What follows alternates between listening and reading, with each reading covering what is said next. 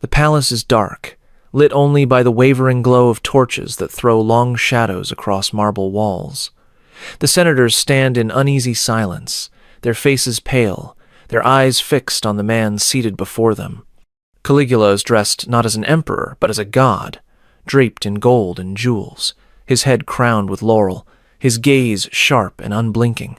The room holds its breath, for when Caligula sat in judgment, every breath could be a last one.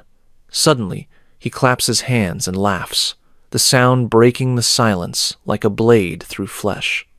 Guards step forward, dragging a child into the hall.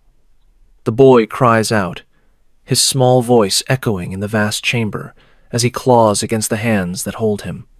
The senators shift, horrified but powerless, as the emperor watches with delight. His laughter fills the chamber, echoing against the stone as the boy is thrown before his feet. What happens next is left unspoken, for the cruelty of Caligula was never confined by words. You think you know Caligula. You've heard of mad banquets, of games soaked in blood, of whispered tales of incest, but those are only fragments, pieces of a nightmare that was far darker than the stories passed down in rumor.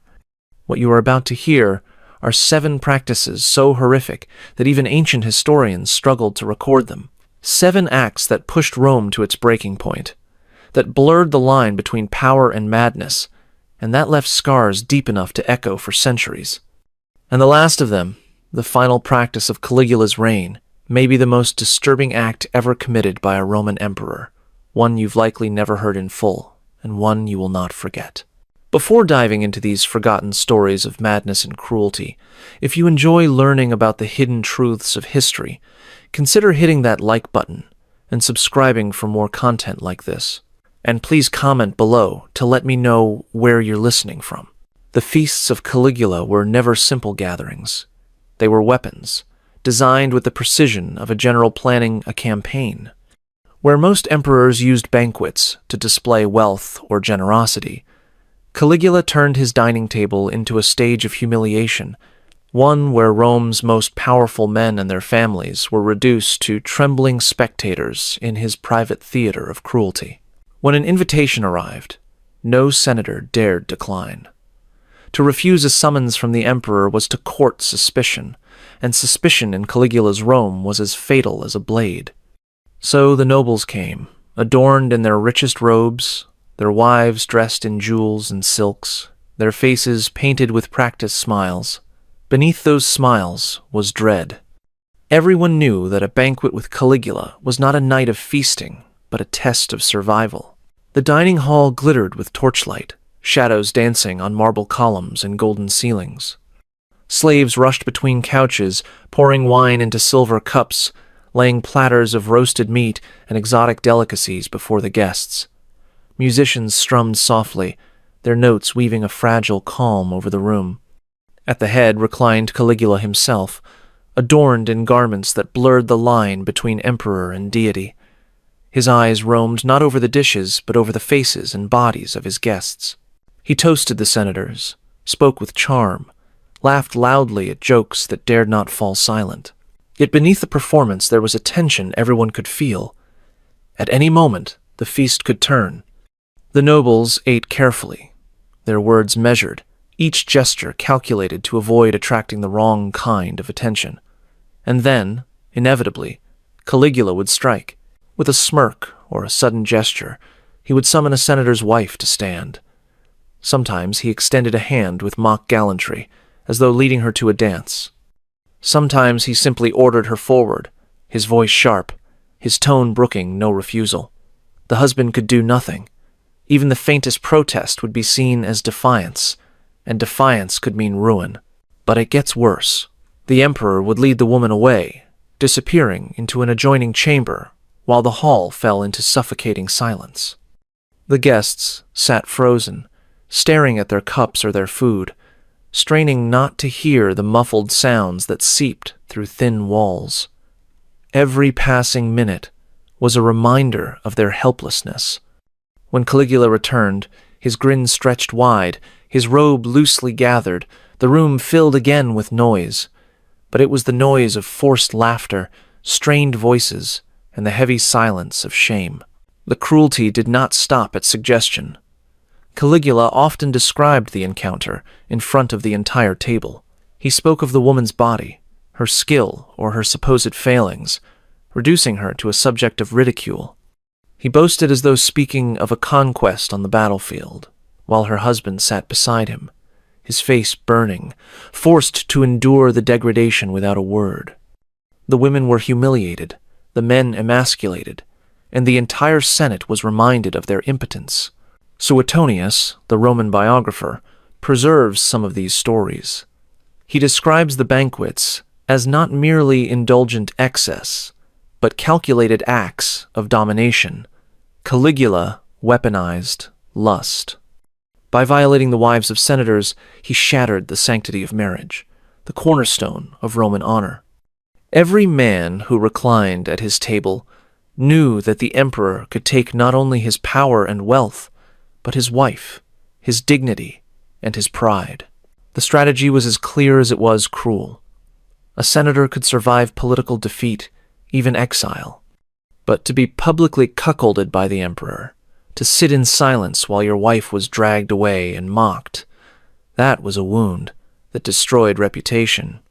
Rome thrived on image, on honor, carefully cultivated. Caligula reduced those values to ashes with nothing more than a smile and a casual command. For the women, the humiliation was no less severe. They were paraded as trophies, stripped of agency, their reputations shredded. Resistance was impossible. To cry out in anger or shame was to bring punishment on their families. To endure in silence was to live as a reminder of their husband's disgrace. Whether noble or common, no woman was untouchable once she entered the emperor's hall. The cruelty lay not just in the act, but in the ritual repetition. The banquets were frequent, and with each new feast came a new victim, a new husband broken, a new household tarnished. The pattern itself became a source of dread. Invitations carried weight not of honor but of fear. The palace became a gilded trap, its marble halls echoing with laughter that masked despair. Caligula relished the discomfort. He raised his cup to toast his guests, his words sharp with mockery. He teased the men, dared them to react, watched the flush on their faces as their wives were reduced to objects of his pleasure. The musicians played on, the slaves poured more wine, and the senators sat in silence, swallowing humiliation with every sip. Whispers spread through Rome about these feasts. Some dismissed them as rumors too grotesque to be true. Others believed every word, for the senators who attended the banquets returned, changed, their pride hollowed, their reputations scarred. But whether whispered in markets or recorded by historians, the stories carried the same truth. These banquets were not indulgence. They were deliberate acts of destruction. This was Caligula's genius for cruelty. He did not always need executions to break his enemies. He used shame as a blade sharper than steel. By turning Rome's noblest women into instruments of mockery, he destroyed the men who ruled the empire beneath him. And by forcing those men to sit in silence, he proved that no law, no tradition, no bond of marriage could restrain his will. Imagine the weight of that silence after one of these humiliations. The emperor reclines again, laughing, describing what he had just done. The husband clenches his fists beneath the table, his eyes fixed downward. The wife sits rigid, her face pale, her dignity stripped away before her peers.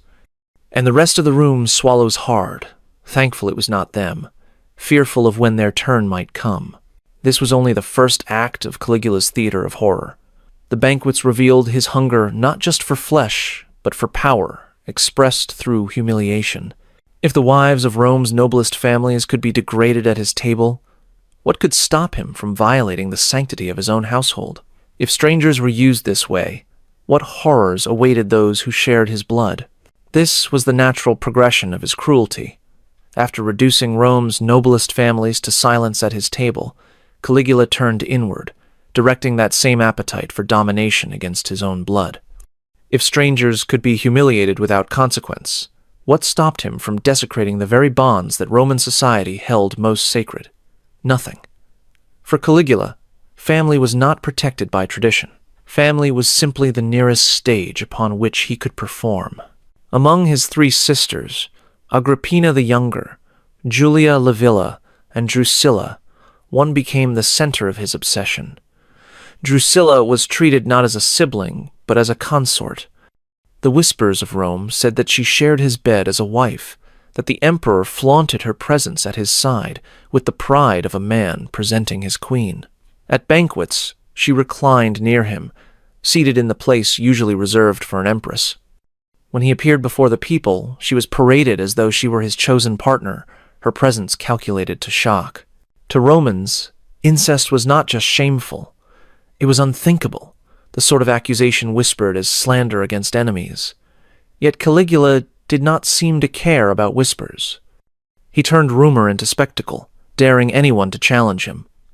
By parading Drusilla as his consort, he wasn't merely indulging a personal passion, he was tearing down one of the foundations of Roman morality. He was showing that even the most unshakable taboos could be twisted into theater if he willed it. Agrippina and Julia were not spared from this darkness either.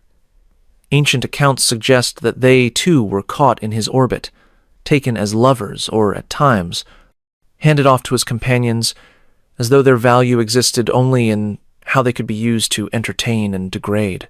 Historians disagree on the details, but the fact that multiple sources accused him of these acts tells us how strong the perception was. Even centuries later, Caligula's treatment of his sisters remained one of the most infamous parts of his legacy. Drusilla, however, was always the one he favored. Some accounts claim that she became pregnant during their relationship, and that the father of her child may have been her brother. Whether this is rumor or truth, the very existence of such whispers reveals how deeply Caligula had blurred the line between fact and scandal.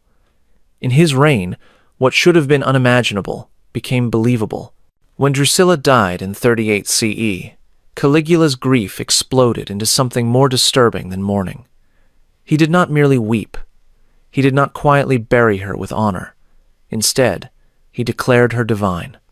Statues were raised in her likeness. Priests were appointed to conduct sacrifices in her name.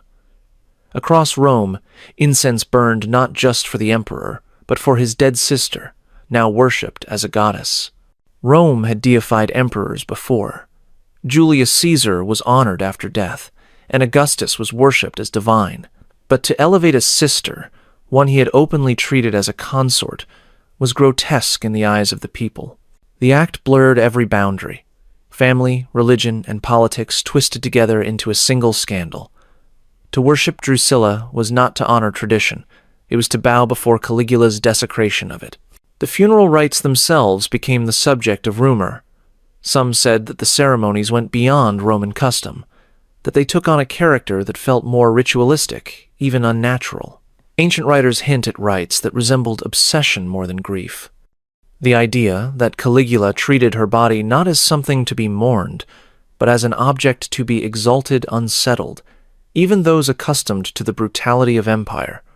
Whether these accounts were exaggerated or not, they reflect the way Romans perceived him, a man who could not distinguish between love and possession, between mourning and control. The senators, already humiliated at his banquets, now had to stand in temples and burn incense for a woman they knew had been his lover as much as his sister. Each bowed head was a reminder of how powerless they were. To refuse worship was treason. To comply was degradation. Every offering of wine, every whispered prayer, was less an act of piety than an act of submission to the emperor's madness. The people whispered too. They spoke of Drusilla as the emperor's true wife, of Agrippina and Julia as unwilling partners in his corruption. They traded rumors of orgies, of jealousies, of rivalries within his own household. The palace, in their imagination, was no longer the seat of empire, but a house of incest and blasphemy. For a culture built on the sanctity of family honor, this was more terrifying than executions in the arena. It suggested that no boundary, not law, not religion, not blood itself, could contain the emperor. This practice was not indulgence hidden behind closed doors. It was flaunted. By blurring the lines between sister and wife, between funeral and ritual, Caligula turned his household into a grotesque mirror of Rome itself.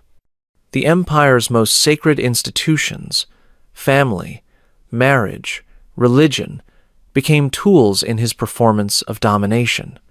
Just as he had humiliated nobles in the dining hall, he humiliated Rome by forcing it to worship the memory of a relationship that should never have existed.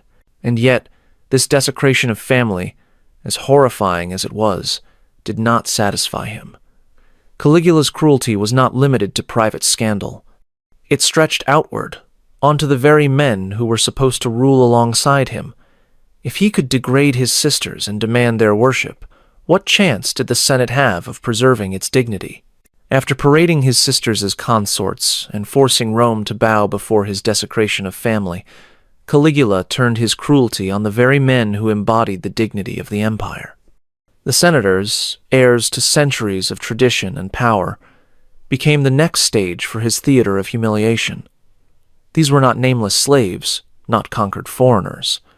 They were Rome's ruling elite, men whose authority had shaped law and custom for generations.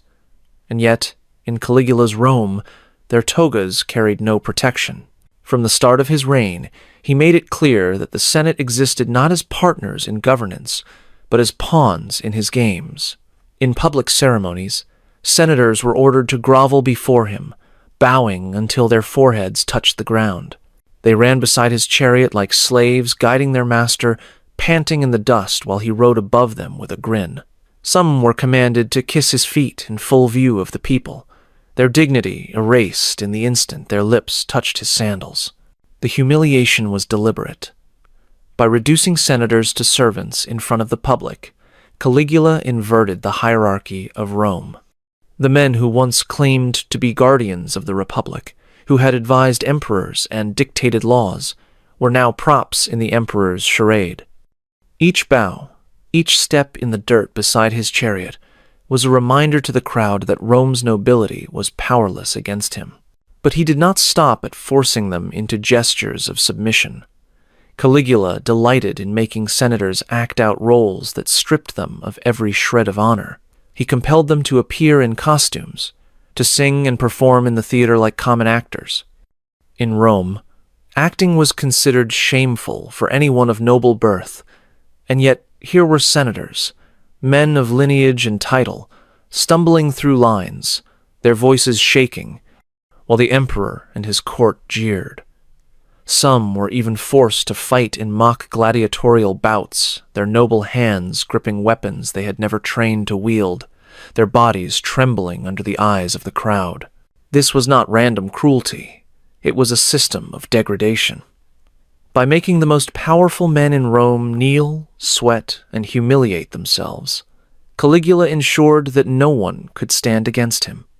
The Senate became a hollow body, stripped of will, its members too broken by shame to resist even the most outrageous commands.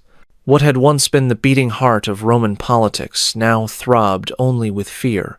The senators bore these humiliations with clenched teeth and lowered eyes. In private, they may have raged, whispered, even dreamed of resistance. But in public, they endured. To protest was to invite not only disgrace but death. Caligula's reign thrived on such performances, because each act of submission was a visible display of his absolute dominance. Roman historians like Suetonius and Cassius Dio record these episodes with disgust. They describe the Senate as cowed, stripped of dignity, their noble traditions mocked in the streets. Citizens watched as the men who were supposed to lead them acted like slaves, and in that spectacle, Caligula reshaped the very perception of power. The people no longer looked to senators as figures of authority. They looked to the emperor, who alone held the power to elevate or destroy. Imagine the scene: a procession winding through Rome, the emperor riding in a gilded chariot while senators, their togas stained with dust, jog beside him, their faces flushed with shame. The crowd laughs or stares in silence, knowing better than to show pity. Later, those same senators appear in the theater, their voices breaking as they stumble through lines under Caligula's watchful eye. The emperor leans back, smiling, His delight fed not by the performance itself, but by the sight of Rome's proudest men reduced to trembling actors. The genius of this cruelty lay in its publicity. Executions could silence opposition, but humiliation destroyed reputations. Once a senator kissed the emperor's feet before the people, he could never reclaim his authority. Once a nobleman sweated in the dirt beside Caligula's chariot, he was marked forever as a servant. The shame lingered longer than death, corroding the Senate from within. And still, Caligula's appetite grew. It was not enough to humiliate in public ceremonies or in theaters. He extended his power into the Senate House itself, mocking their debates, interrupting speeches with laughter, treating their traditions as if they were childish games. He demanded divine honors from them, insisting that they treat him not merely as emperor, but as a god. Each time they obeyed, they dug themselves deeper into degradation, proving their loyalty not to Rome, but to one man's madness. The senators, trapped between survival and dignity, chose survival. They bowed, they kissed, they performed. They lived another day, but at the cost of their legacy. The institution that had once rivaled kings, that had outlasted dictators and generals, now crumbled beneath the weight of Caligula's laughter. This was humiliation as policy. This was Rome's ruling class dismantled not by swords but by shame. And as terrifying as it was to watch senators debased, one truth made the horror deeper. If the empire's most powerful men could be reduced to such degradation, what hope was there for those with no power at all? After parading his sisters as lovers and forcing Rome to bow before their worship, Caligula turned to the men who once believed themselves untouchable. The senators, guardians of Roman tradition, heirs to centuries of power, found themselves stripped of their dignity in ways so calculated that even death might have seemed kinder. If he could degrade his own blood, what chance did the Senate have? None. And Caligula wanted to prove it. From the first days of his rule, he made it clear that the Senate was not a partner in power, but a stage for his performance. He ordered senators to grovel at his feet, pressing their foreheads to the marble like slaves. He forced them to run beside his chariot, their togas dragging in the dust, sweat pouring down their faces while he rode in gilded splendor above them. And when they gasped for air, he laughed. For Caligula, their humiliation was the true spectacle. But it gets worse. Some senators were made to kiss his feet in front of the crowd, their lips touching the sandals of a man who mocked them as they bent. Imagine the silence in those moments, the most powerful men of Rome on their knees, the people watching, the emperor smirking. What was once the dignity of centuries crumbled into a theater of shame. And he did not stop there. For Caligula, humiliation had to be public, and it had to be creative. He forced senators into roles no Roman noble would ever accept. Some were dressed in costumes and ordered to sing or act in plays, stumbling across the stage like clumsy actors while the emperor and his court jeered. In Rome, to perform was disgraceful for a man of rank. Yet here were Rome's leaders, voices cracking, faces pale, enduring the jeers of the very people they were meant to govern. Worse still, some were pushed into the arena itself, forced to play at being gladiators, gripping weapons they did not know how to wield. These men, descended from families that had shaped the laws of Rome, now stood sweating under the sun, mocked as they stumbled through combat for the amusement of one man. To lose was shame. To survive was humiliation. Either way, the dignity of the Senate bled out into the sand. And what happened after was even more corrosive. Once a senator was seen groveling in dust, once he kissed the emperor's feet, once he played the clown before the people, he was ruined forever. Executions erased opponents quickly. Humiliation destroyed them slowly, ensuring that even if they lived, they carried the mark of submission to their graves. The Senate chamber itself was no refuge. Caligula mocked debates, interrupted speeches with laughter, and turned their most solemn traditions into childish games. He demanded divine honors, forcing senators to treat him not only as their emperor, but as their god, and they obeyed. They bowed, they offered sacrifices, they spoke words of worship, each one hollow, each one a nail in the coffin of their dignity. The genius of this cruelty was in its permanence.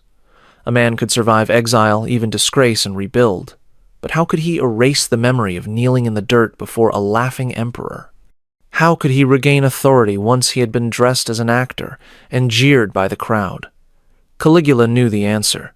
He wasn't simply mocking them, he was erasing them as leaders. Picture the scene. A grand procession through Rome, Caligula in a golden chariot, smiling as senators jog in the dust beside him, robes heavy with sweat, faces flushed with shame. The crowd watches, some laughing, some silent, all of them learning the same lesson, that the old guardians of power were nothing but puppets now. Later, those same men stumble through lines in the theater, their voices shaking while the emperor lounges in delight. Their families watch in horror, powerless to intervene. Their legacies dissolve in the sound of Caligula's laughter. And yet, it gets worse still. The senators endured all of this in silence, because to protest was to die. They whispered in private, they clenched their teeth in shame, but in public they bowed. Rome, the city that once prided itself on dignity and order, now saw its leaders broken daily in performances of degradation. This was humiliation as policy. Caligula didn't need to execute them all. Shame was sharper than the sword. He broke the Senate not by spilling blood, but by spilling dignity. Each act of groveling submission was more devastating than any massacre, because it corroded the very foundation of Rome's ruling class. And if the men who had shaped Rome's laws for centuries, the most powerful men in the empire, could be reduced to panting beside a chariot and kissing the emperor's sandals, what hope did anyone else have? If this was the fate of the mighty, imagine what happened to those who had no power at all.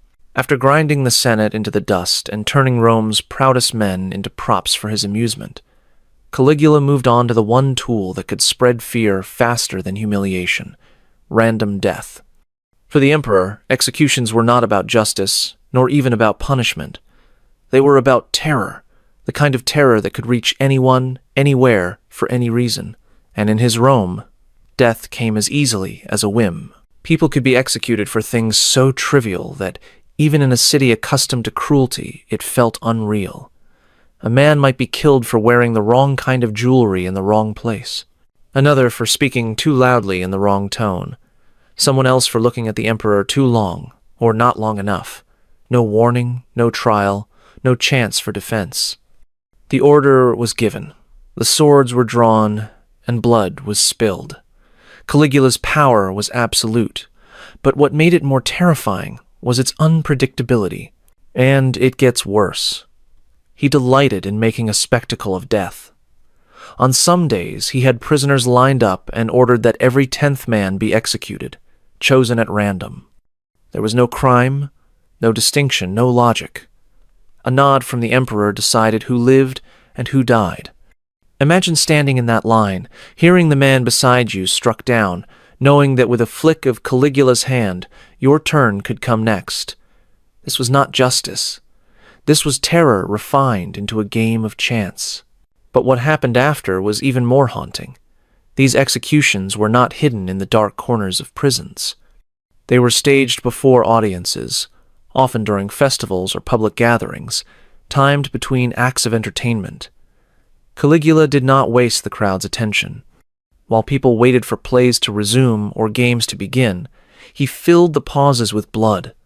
Prisoners were dragged out and executed as though they were nothing more than interludes between performances. The message was clear. Life in Rome under Caligula could end not with meaning, but with mockery.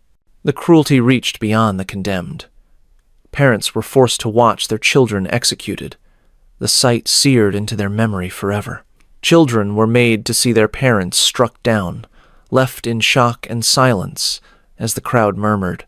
These were not punishments for rebellion or treason. They were psychological warfare. By making families watch each other die, Caligula sent a warning that spread farther than any decree. No bond of love, no shield of innocence could protect against him. Roman historians record how deeply this cut into the psyche of the city. Suetonius and Cassius Dio tell us of executions carried out on the smallest pretext of death sentences, delivered with laughter. One story describes Caligula entertaining guests at a banquet, pointing casually to someone in the crowd and ordering their execution, then smiling as the man was dragged away. Another account tells of people summoned for an audience who never left the palace alive, their absence explained only by whispers. The unpredictability of it was the point.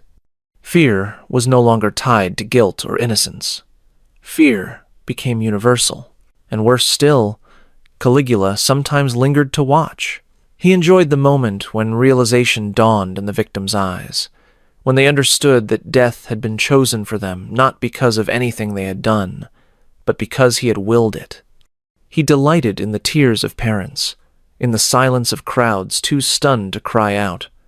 His cruelty fed on reaction as much as on blood.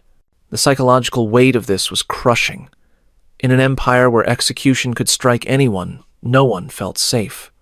Senators, citizens, even the emperor's closest attendants lived with the constant knowledge that the next glance, the next word, the next breath could be their last. And because the reasons were trivial, no one could plan, no one could prepare. Survival depended not on loyalty or caution, but on luck. Rome itself became a city of gamblers, every man wagering his life on the toss of Caligula's whims. This randomness corroded more than morale. It corroded order itself. Under previous emperors, even the cruel ones, executions were at least cloaked in a sense of justice. Accusations of treason, conspiracies, plots. Under Caligula, those pretenses dissolved. The machinery of the state was not the law. It was the emperor's moods. One day he spared, the next he killed. The result was the same. A people frozen in terror, never knowing if they would see another dawn. Picture the forum on such a day. Crowds gathered, expecting the usual proceedings, when suddenly guards drag out a row of prisoners. The emperor raises his hand, points without explanation, and the blades fall. Some in the crowd gasp, others look away, but everyone feels the chill that runs deeper than the spectacle itself. If a man could die for wearing a necklace, who could claim to be safe? And yet, this was not even the full extent of the horror. Death, as final as it was, could still be quick. For many, a sword strike was almost merciful compared to what Caligula devised for those he wanted to break more completely. Because for some victims, the emperor created a punishment worse than death, a cruelty designed not to end a life, but to destroy it piece by piece, leaving survivors trapped in a living nightmare. After turning executions into games of chance and forcing families to watch each other die, Caligula showed that blood was not the only currency of his cruelty. He also discovered that humiliation could be sold, bought, and consumed like a commodity. And so, in one of the most bizarre and degrading acts of his reign, he transformed the very palace of the Caesars into something Rome had never seen before, a brothel. The Palatine Hill, seat of power and tradition, had long symbolized the majesty of Rome. Its marble halls were meant to project dignity, to remind visitors that the emperor was the guardian of the empire. Under Caligula, those halls became a marketplace of shame. He ordered sections of the palace converted into brothel chambers, staffed not by common prostitutes, but by Rome's noblest women and even men of rank. Those who once commanded respect were suddenly reduced to servants of lust, paraded like merchandise for whoever entered. And it gets worse. This was not a hidden indulgence. It was public, deliberate, and orchestrated. Caligula announced it openly, as though daring Rome to object. Citizens were invited into the palace itself, lured with the promise of spectacle. But what awaited them was not an ordinary brothel. It was a theater where the degradation of Rome's elite was put on sale. Noble women who once walked proudly in the forum were now displayed in the emperor's chambers, their dignity auctioned off under his watchful eye. Men of noble birth, dressed in finery that mocked their station, were forced to serve as well, their humiliation complete as common citizens mocked and pawed at them. Visitors did not pay with coins alone. Ancient accounts suggest that Caligula demanded tribute not in money, but in submission, in the willingness to degrade oneself before the emperor's gaze. To walk through those doors was to offer your dignity as a sacrifice, to prove loyalty not with words, but with debasement. Every act carried out in those chambers was less about pleasure than about demonstrating that no rank, no family, no reputation stood higher than Caligula's will.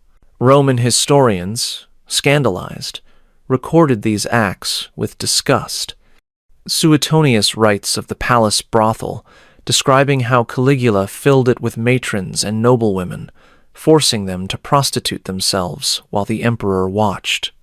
Dio Cassius echoes the account, emphasizing the shock of Romans who realized their emperor had turned the imperial palace into a house of vice. These were not fringe rumors whispered by enemies. They were consistent stories across multiple sources, a testament to how deeply this scandal burned into Rome's memory. Imagine the impact. A senator who had once governed provinces now stood powerless as his wife was summoned to the palace, forced to sit behind curtains and wait for strangers to pay for her use. A young man of noble blood, once trained to lead armies, was instead paraded like a toy in front of jeering citizens. The humiliation was not just personal, it was systemic. By turning the palace into a brothel, Caligula announced that the empire's highest families were nothing more than his property, to be used, degraded, and discarded as he pleased. And yet, what happened inside those chambers did more than humiliate individuals. It mocked Rome itself. The Palatine Hill, once the symbol of Roman order, now stank of vice. The emperor's residence had become indistinguishable from a marketplace of flesh. Citizens who entered the palace left not in awe, but in disbelief, carrying stories that spread through the city like wildfire. Every retelling reinforced the same message. Rome's dignity was gone, sold by the man who claimed to rule as a god. But it gets worse still. Caligula sometimes selected the women himself, walking through the chambers as though inspecting wares. He mocked their reluctance, laughed at their tears, and ridiculed husbands who clenched their fists in silence while their wives were paraded. For him, the brothel was not about pleasure. It was about breaking pride, stripping away the last illusions of nobility, and showing that he alone determined the value of Rome's most respected names. Few details of this practice survive compared to his executions or his incest, and that silence speaks volumes. Roman historians, already accustomed to recording scandal, struggled to describe the sheer perversity of turning the seat of empire into a brothel. Some passed over it quickly, perhaps fearing disbelief.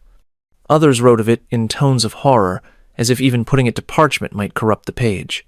That it was attested at all is proof of how unforgettable the act was, how deeply it seared itself into the collective memory of Rome. Picture the scene. A palace once filled with the echoes of statesmen debating laws, now filled with the whispers of transactions and the muffled sobs of the humiliated. Slaves carrying torches lead strangers down corridors where senators' wives wait behind curtains. Men of noble birth, forced into roles beneath them, try to mask their shame while citizens laugh. And somewhere in the shadows, Caligula watches, drinking in the humiliation as if it were the finest wine. This was not madness in the sense of a man lost to reason. It was a strategy of control. By corrupting the palace itself, he corrupted the image of Rome. By forcing the nobility into prostitution, he destroyed the foundation of honor that upheld their power, and by inviting common citizens to witness it, he proved that his reach extended into every corner of society. It was not just scandal, it was policy. And yet, as debased as this spectacle was, it was not the peak of Caligula's depravity. The palace brothel revealed his hunger for humiliation, but his ambitions stretched beyond vice. To dominate bodies was not enough. To destroy dignity was not enough. Caligula wanted more. He wanted to transcend humanity itself, to blur the line between man and God, and to force the entire world to worship him in ways Rome had never seen before. By turning the palace into a brothel, Caligula had already desecrated the heart of Rome. But humiliation and debauchery were not enough for him. He wanted more than to rule men's bodies. He wanted their souls. And so he crossed a boundary even tyrants had feared to touch. He declared himself not merely emperor, but a living god. Roman emperors had always flirted with divinity. Julius Caesar had been deified after death. Augustus had temples dedicated to him once he was gone. But Caligula was not content to wait for death. He wanted worship now. He demanded sacrifices to his name, offerings at his altars, priests dedicated to his service. To stand before him was no longer to stand before a ruler. It was to stand before a god, or so he demanded. And it gets worse. He did not simply accept the worship of Rome. He expanded it, forcing his cult onto conquered peoples. In the provinces, statues of Caligula were erected in temples, sometimes beside the gods they had worshipped for centuries, other times replacing them altogether. The message was unmistakable. Your traditions, your deities, your sacred spaces all bend to me. I am not man. I am divine. One of his most reckless acts was his order to have a statue of himself installed in the Temple of Jerusalem, one of the holiest sites in the ancient world. For the Jewish people, who forbade graven images, this was more than an insult. It was sacrilege.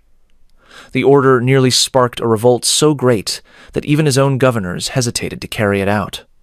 Only Caligula's assassination prevented a catastrophe that might have torn apart the empire. But the very fact that he commanded it reveals how far his madness reached. Inside Rome, the demands for worship grew more bizarre. He dressed as various gods, Mercury one day, Apollo the next, sometimes Venus, wearing the robes of a goddess with jewels glittering against his skin.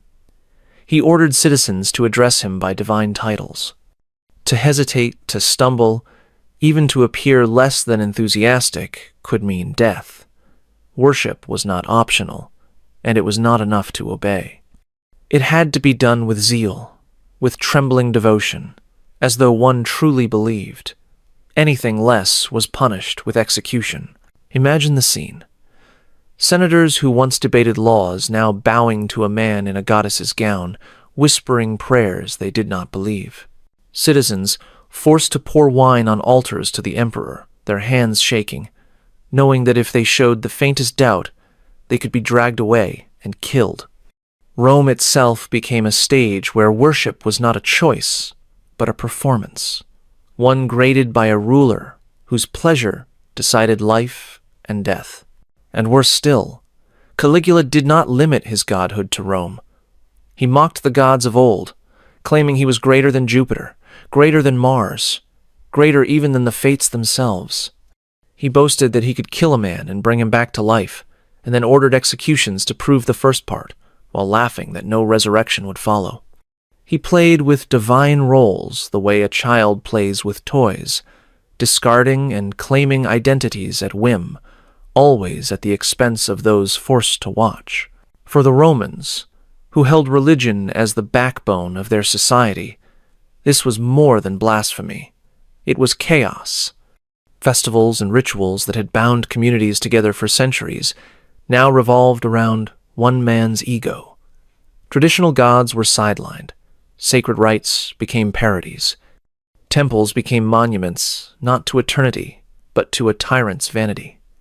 And through it all, Caligula smiled, reveling in the silence of those who dared not object. The cruelty lay not only in the demands, but in the punishments. Suetonius records that Caligula executed people who failed to worship him properly, not with enough fervor, not with the right words, not with the right expression on their faces. Imagine living in a world where your very survival depended on convincing a madman that you adored him as a god. Every gesture, every bow, every whispered prayer became a matter of life or death. What happened after was predictable. Fear spread not just of the emperor's power, but of his gaze. Citizens rehearsed their devotion the way an actor rehearses lines, terrified that the slightest slip would be noticed. Priests who once presided over sacred rituals now found themselves reduced to flatterers, their chants hollow, their faith meaningless. Caligula had stripped religion of its dignity and turned it into a theater of fear, and yet, even declaring himself a god was not the height of his depravity. It was shocking, it was blasphemous, but it was still only a step towards something darker. For Caligula's most horrific practice was not about divine titles or temples.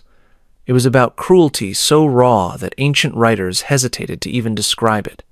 The final practice we uncover was so disturbing that Rome never forgot it, and you've likely never heard it told in full. Even after demanding worship as a living god, Caligula's hunger for domination was not satisfied. Titles, temples, and forced devotion gave him power over Rome's soul, but they did not quench his fascination with raw suffering. What came next was the darkest side of his reign, acts so horrific, so taboo, that even ancient historians, men accustomed to blood and scandal, hesitated to put them into words. These stories linger not because they are well known, but because they were whispered in tones of disbelief, as if Rome itself recoiled from remembering. Caligula was not content with executions alone. Death by a quick stroke of the sword held little appeal for him. He preferred to draw it out, to make pain an art form. Witnesses describe him watching victims beaten slowly, each blow carefully measured, so as not to kill too quickly. He ordered others sawn apart, not swiftly, but inch by inch, prolonging the agony so that their cries filled the air while he reclined nearby, smiling as though entertained by music. To Caligula, suffering was not a byproduct of punishment. It was the point. And it gets worse. He did not confine this cruelty to criminals or enemies. He deliberately chose parents and children, forcing them to witness one another's torment. He enjoyed watching parents executed in front of their children, savoring the despair etched into young faces as they watched the people who had given them life torn away in agony.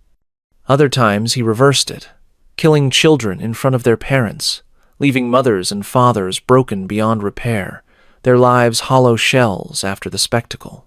These were not punishments to prevent rebellion. They were psychological tortures designed to break the human spirit. What happened after these spectacles was even more grotesque. Some sources whisper of feasts where Caligula's cruelty reached its most unthinkable climax. There are accounts, debated but recorded nonetheless, that he ordered parts of noble families served at banquets, mocking their memory by consuming their flesh or forcing others to do so.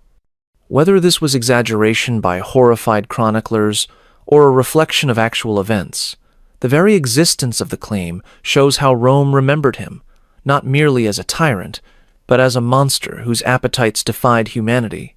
Imagine the scene. The palace glitters with torches, goblets overflow with wine, and senators sit rigid in silence, knowing that any laughter they offer must sound genuine or risk their lives. Slaves bring forward trays, not of lamb or boar, but of something unrecognizable, something whispered to have been taken from the bodies of the condemned. The emperor smiles as his guests shift in horror, daring them to refuse, daring them to reveal fear. Whether fact or legend, the story survives because it captures a truth about Caligula. His reign blurred the line between banquet and slaughterhouse, between ruler and beast. Roman historians struggled to describe these acts. Suetonius, Dio, and others, though hostile to Caligula, do not linger on these stories as they do on other scandals. The details appear as fragments, half concealed, as though the writers themselves recoiled at putting such horrors fully to parchment, and that silence may be the loudest testimony of all. For what could make men who recorded the crucifixions of thousands, the butchery of wars, and the corruption of emperors hesitate, except a cruelty so raw that even they could not bear to write it plainly? The genius and the terror of this cruelty lay in how it was ritualized. Caligula did not lash out in fits of madness alone. He staged these horrors deliberately, shaping them into performances. Pain was arranged like a play, suffering choreographed like music. Each spectacle was a reminder that the emperor's power was not limited by reason or morality. It was limited only by his imagination, and that imagination was twisted toward cruelty. The impact on Rome was devastating. Senators who had once endured humiliation now lived in fear of being forced to witness horrors they could not even describe. Families who had survived executions now dreaded the possibility of spectacles worse than death.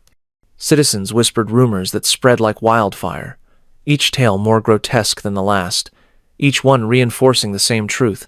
Their emperor was no man, no god, but something else entirely. And worse still, the memory of these acts did not vanish with his death. They lingered in Roman consciousness as examples of what happens when absolute power is married to absolute cruelty. The name of Caligula became a byword for madness, but that word alone is not enough. Madness implies chaos, a lack of control. What Rome feared most was not that Caligula was mad, but that he was deliberate. His horrors were not accidents. They were choices. This was not the fury of a mind unraveling. This was cruelty sharpened into ritual, a spectacle crafted with intent.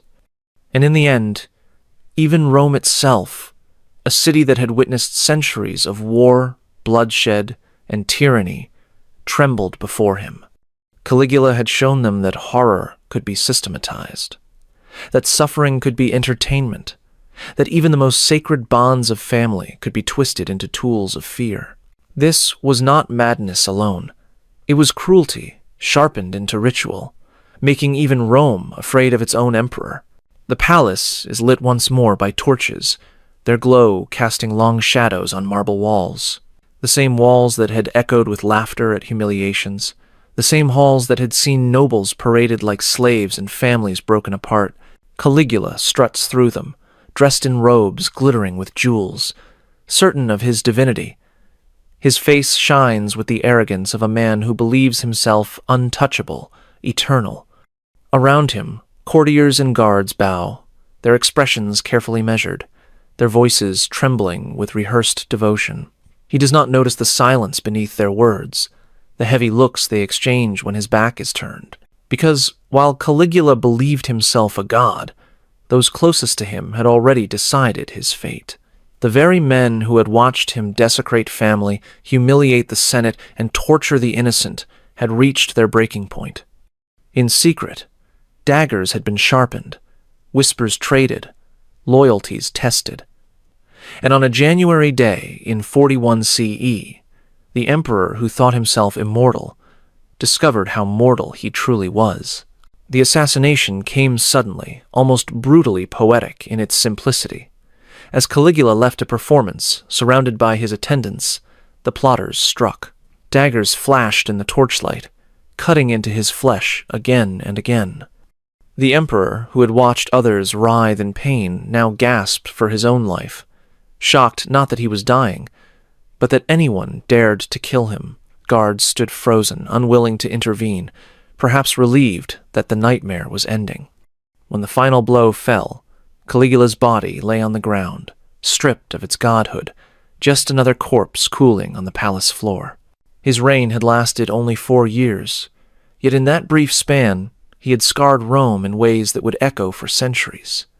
His practices, the humiliation of nobles, the desecration of family, the random executions, the palace brothel, the demand for worship, the ritualized horrors, etched themselves into the collective memory of an empire that prided itself on power and order.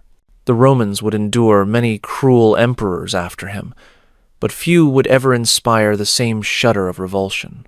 Caligula did not simply rule, he consumed. He devoured dignity, family, and tradition, feeding on the suffering of others as though cruelty itself were a feast. And even 2,000 years later, the shadows of his reign remain. His name has become synonymous with madness, but madness alone cannot explain what he did. His legacy is not of chaos, but of deliberate, sharpened cruelty, a reminder of how power, unchecked, can turn a man into a monster. If this glimpse into history's hidden darkness has left you wanting to uncover more buried truths, I've prepared another journey into the shadows of the past that you won't want to miss. Click on the video appearing on your screen now to discover another shocking chapter that history tried to erase. And if you found this exploration as compelling as I did, hit that subscribe button so we can continue peeling back the layers of history together. These forgotten voices deserve to be heard, and there are so many more stories waiting to be told.